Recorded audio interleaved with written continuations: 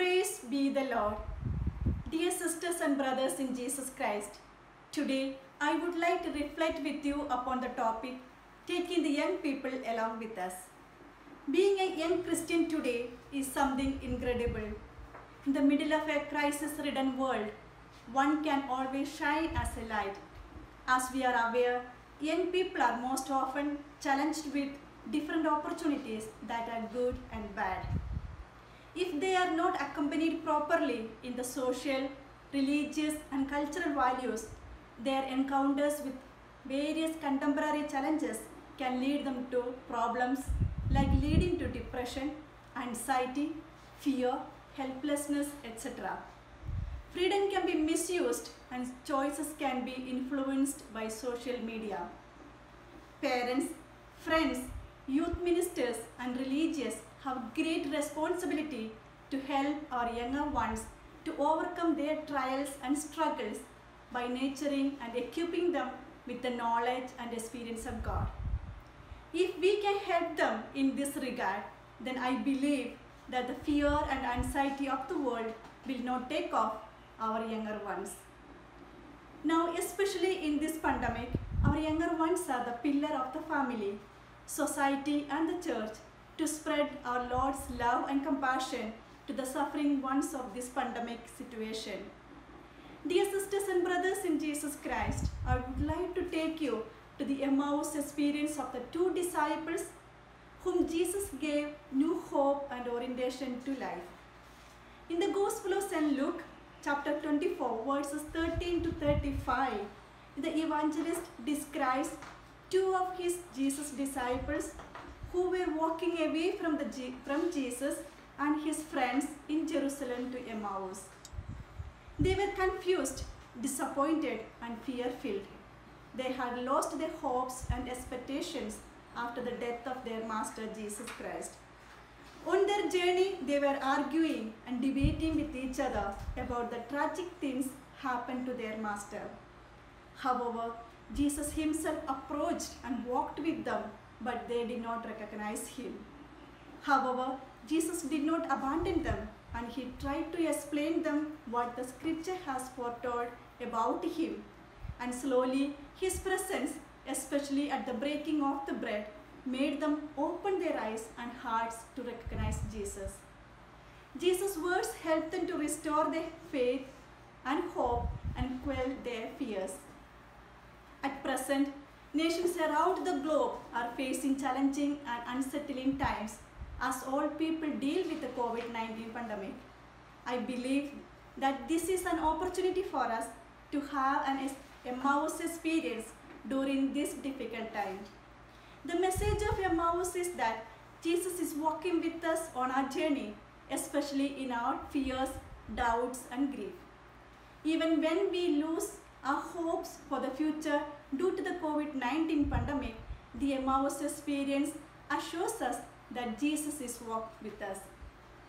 Jesus is walking with us, and with patience we shall see Jesus' presence in the new life towards which he leads us. Dear young ones, brothers and sisters, like the disciples on the road to Emmaus, we must recognize Jesus during our present COVID-19 crisis. Footprints in the Sand is a poem that most of you are probably familiar with. I often reflect and meditate on this beautiful poem, and at different times have shared it with people. When I read this recently, I found it very powerful and meaningful, especially during this time of crisis when I stuck here in Philippines within the four walls of Rome after my studies, waiting for the flight to reach back my home country. The storylines goes like this. One night, a man had a dream. He dreamt that he was walking along the beach with the Lord. Across the sky flashed scenes from his life. For each scene, he noticed two set of steps in the sand. One belonged to him and the other belongs to the Lord. When the last scene of his flashed before him, he looked back at the footprints in the sand. He noticed that many times along the path of his life, there was only one set of footprints. He also noticed that it happened that the very lowest and saddest times of his life. This bothered him and he questioned the Lord about it. Lord, you said that once I decided to follow you, you would walk with me all the way. However, I have noticed that during the most troublesome time in my life, there is only one set of a footprint. I don't understand why. When I need you most, you would leave me? The Lord replied, my precious, precious child, I love you and I would never leave you. During your time of trial and suffering, when you see only one set of footprints, it was then that I carried you. My dear young people, I love this powerful and meaningful poem, and I want very much to believe that it is true, especially during this challenging time that has been hard on us all. Because I am very sure you young people who are always at the toss of conquering the world with your ambitions and relying on the scientific information which has gone into closed rooms with the social distance and lockdown. Some days we feel completely alone and missed many loving and caring friends and even jobs. It can be easy to doubt and question, where is God? But we must know that God is with us, carrying us through even when we are too confused to notice to Him. Since the church becomes our home as it was in the beginning of the apostles, let us start our day with prayer that you are able to take things on with peace beyond human understanding. We must still have great confidence knowing that we have a God who works through us, in us and for us.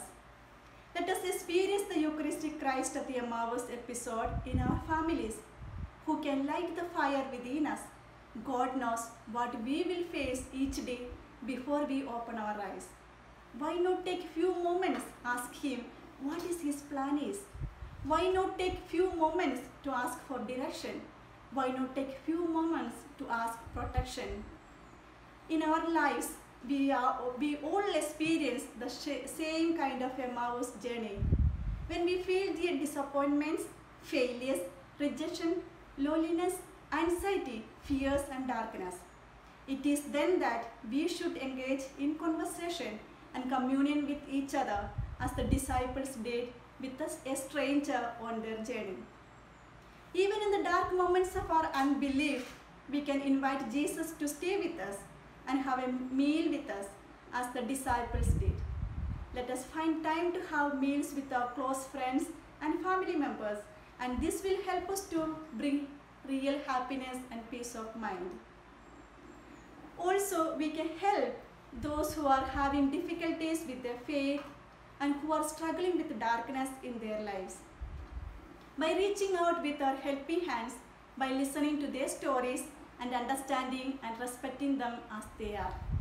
Dear parents, let us walk with our younger ones, praise their goodness and warm their hearts, and gently lead them in the right direction by reminding and reaffirm them with the Psalm 119 verse 105.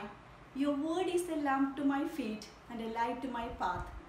Also, dear young ones, believe and recall the words of St. Paul's words to Philippians chapter 4 verses 13.